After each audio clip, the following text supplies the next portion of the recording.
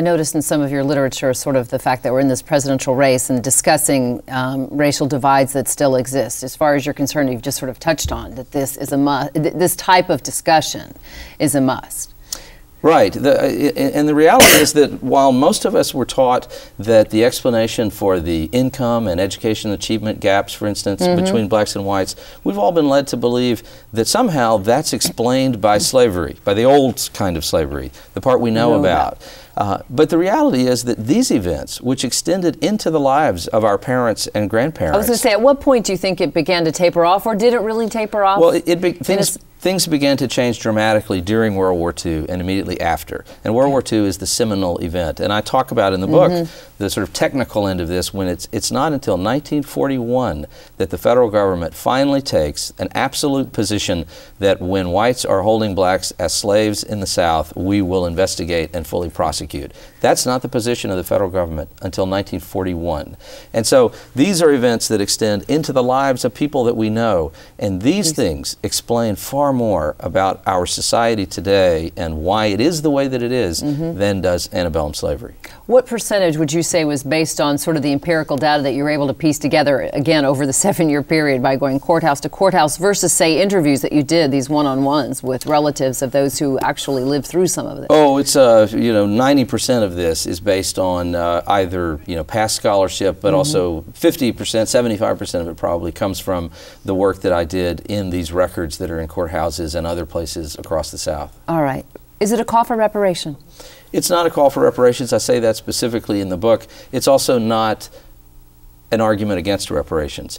And perhaps that's a sidestepping of the question, but I think that what this is a call for is an honesty about this period of time. For instance, I think that we should stop calling this the age of Jim Crow. Jim Crow is, in many respects, the origins of that term are something of an insult to African Americans. I mean, Jim Crow was the name of a performer who made fun of, made caricature of blacks. I think it's strange to name this period of oppression against African Americans after a symbol of oppression.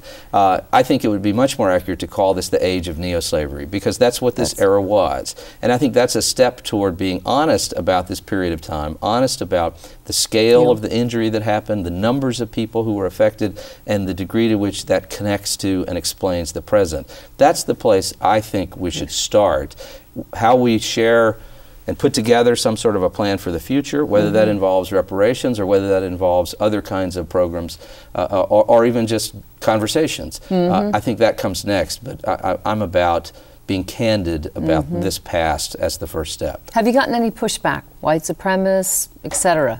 Well, there is I noticed the other day that there was a white supremacist group based in Estonia that hijacked all the images from my website and made a horrible racist film out of them. But happily, there's been a minimum of those sorts of things, and many other people have taken the images. It's amazing what happens now. There are all of these miniature movies and things that other people have made that are sort of testimonials to the experience of the African Americans who were abused in these ways. So on the whole, the response to the book has been fabulous. In particular, the number of African Americans who have contacted me and told me stories from their own experiences or their families that could well have been a part of the book. Absolutely. Oh, second book. Who do you hope reads the book?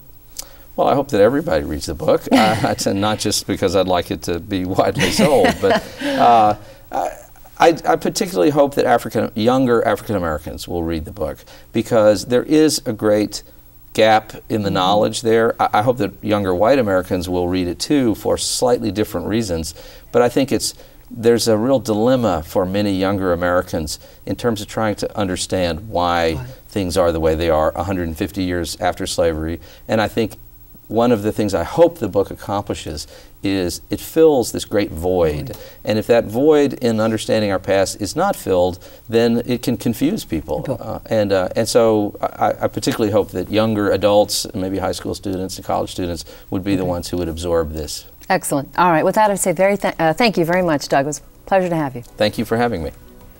That's our broadcast. Thanks for joining us, and thanks for watching Georgia Public Broadcasting.